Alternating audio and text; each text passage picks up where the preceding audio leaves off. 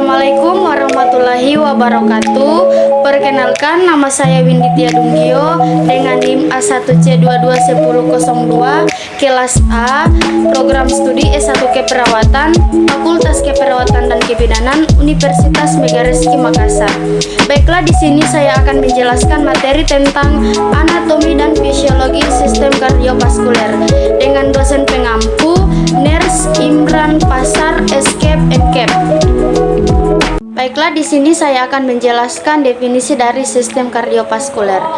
Sistem kardiovaskuler adalah suatu sistem transport tertutup yang terdiri dari beberapa komponen. Yang pertama, ada jantung yang berfungsi sebagai pemompa darah.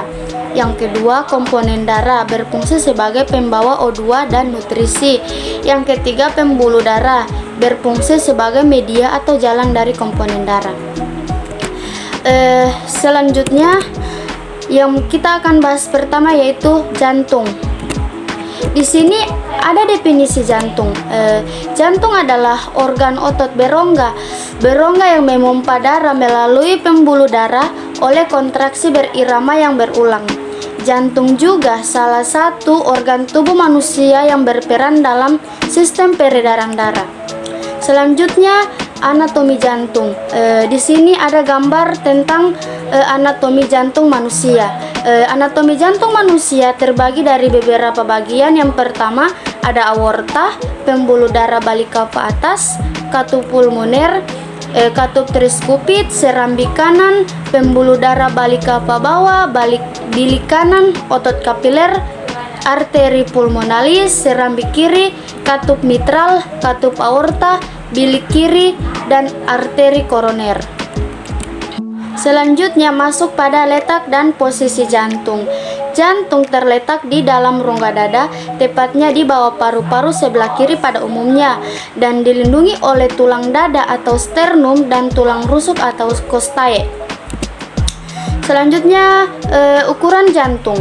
Ukuran jantung kira-kira panjang 12 cm, lebar 8-9 cm, serta tebal kira-kira 6 cm. Berat jantung sekitar 200-425 gram atau 310 gram pada laki-laki dan sedikit besar dari kepalan tangan. Selanjutnya, lapisan otot jantung. Dinding jantung terdiri dari 3 lapisan. Yang pertama, lapisan luar atau disebut juga epikardium atau perikardium visceralis. Yang kedua, lapisan tengah, merupakan lapisan berotot yang disebut dengan miokardium. Yang ketiga, lapisan dalam atau disebut juga dengan endokardium. Selanjutnya masuk pada selaput jantung. Selaput jantung terbagi atas 2. Yang pertama, perikardium parietal atau disebut juga dengan lapisan selaput jantung bagian luar. Yang kedua, perikardium visceral atau disebut juga lapisan bagian dalam yang melekat ke miokardium.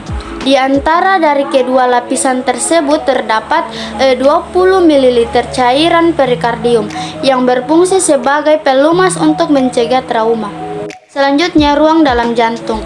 Ruang dalam jantung terbagi atas 4, yaitu atrium dextra, ventricle dextra, atrium sinistra, ventricle sinistra.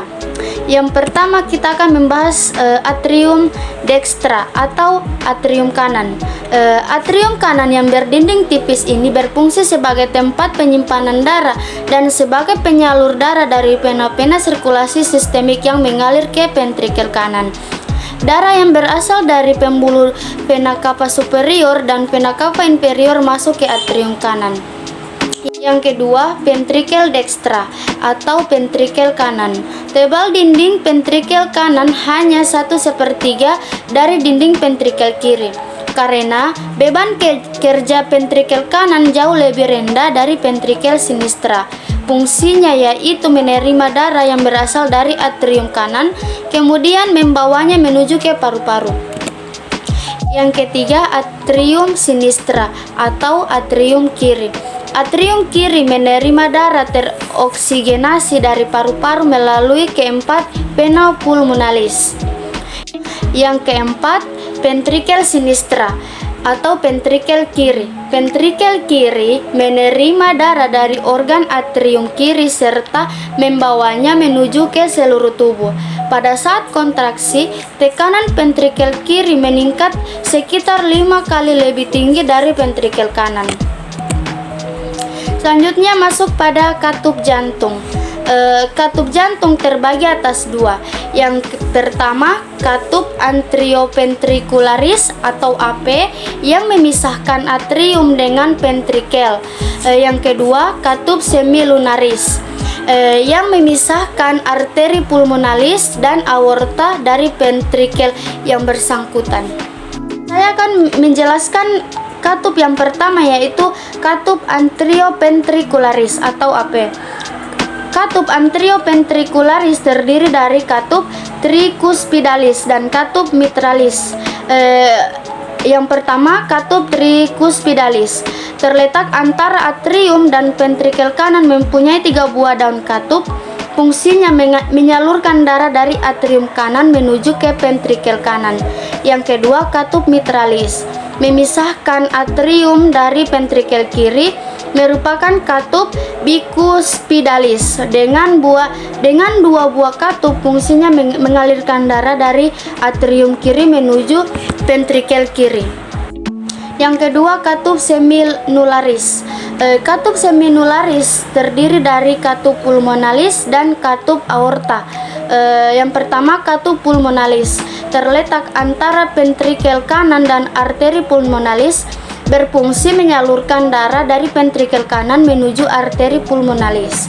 Yang kedua, katup aorta terletak antara ventrikel kiri dan aorta, berfungsi mengalirkan darah dari ventrikel kiri ke pembuluh darah yang menuju ke seluruh tubuh. Selanjutnya masuk pada suplai darah otot jantung. Otot jantung mendapat pasokan darah lewat 2 pembuluh darah utama, yaitu arteri koroner kanan dan arteri koroner kiri. Kedua pembuluh darah ini keluar dari aorta.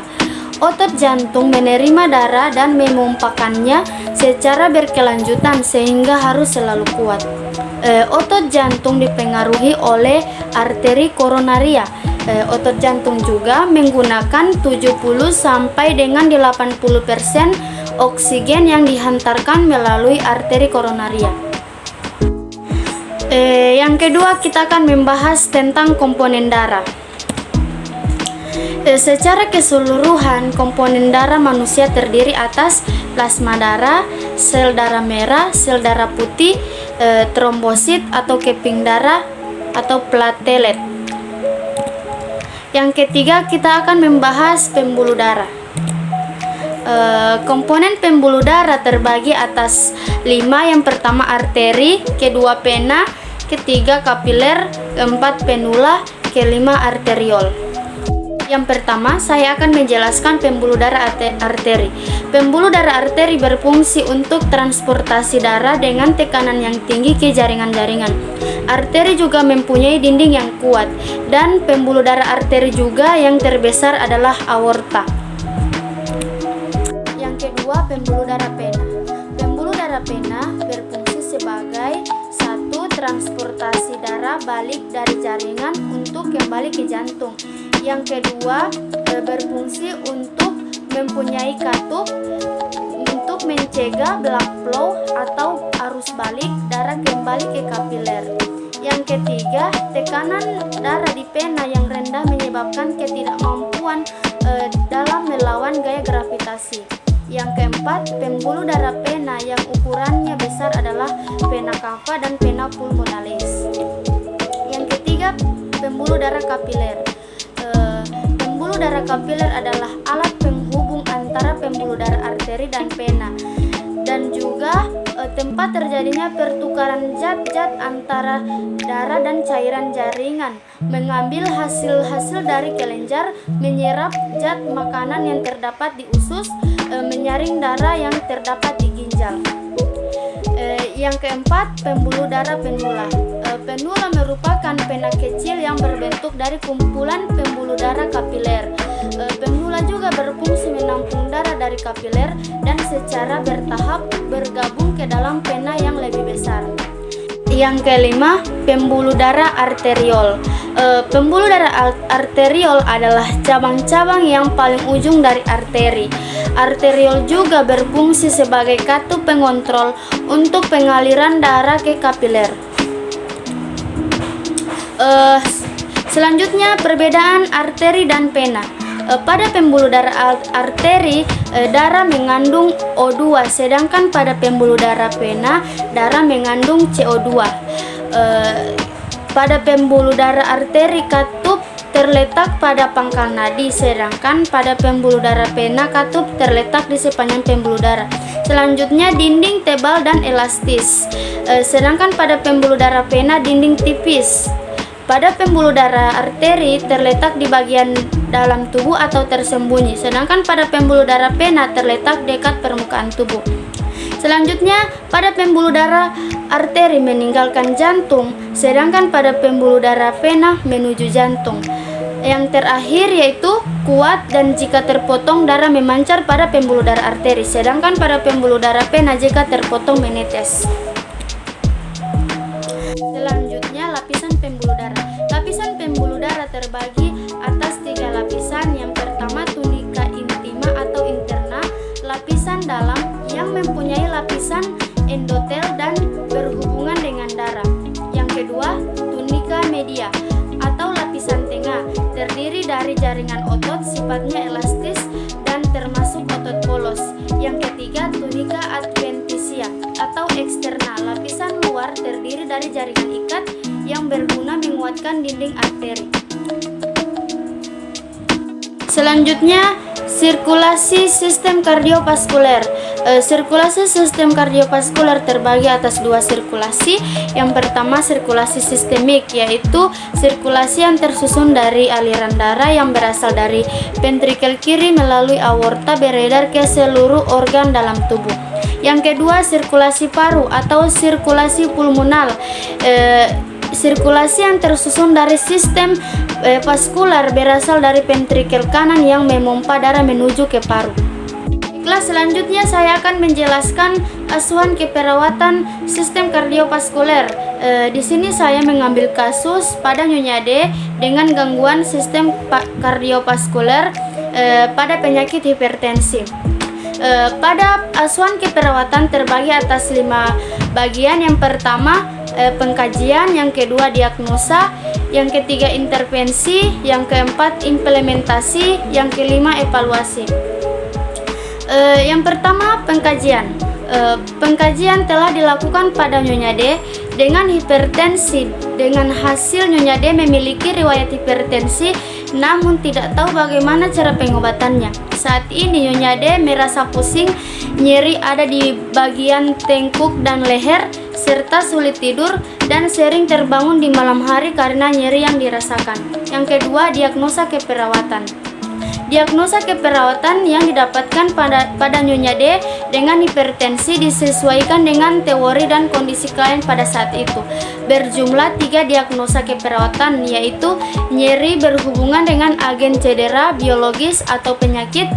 Yang kedua, gangguan pola tidur berhubungan dengan pola tidur tidak sehat, dan defisiensi pengetahuan berhubungan dengan kurangnya informasi. Yang ketiga, intervensi keperawatan. Intervensi keperawatan yang diberikan kepada klien sesuai dengan diagnosa keperawatan yang muncul sehingga masalah yang dialami klien dapat teratasi. Intervensi keperawatan diberikan selama 3 kali. Yang keempat, implementasi keperawatan. Dalam pelaksanaan tindakan atau implementasi keperawatan pada klien dengan hipertensi dilakukan sesuai dengan rencana keperawatan telah dibuat. Setelah 3 kali kunjungan, masalah nyeri, sulit tidur, dan defisiensi pengetahuan dapat teratasi. Yang kelima, evaluasi. Hasil evaluasi SOAP yang dilakukan selama 3 kali adalah rasa nyeri, klien, dan sulit tidur dapat teratasi. Sekian penjelasan materi dari saya tentang anatomi dan fisiologi sistem kardiovaskuler. Jika ada kesalahan kata mohon dimaafkan. Wabillahi taufiq wal hidayah. Wassalamualaikum warahmatullahi wabarakatuh.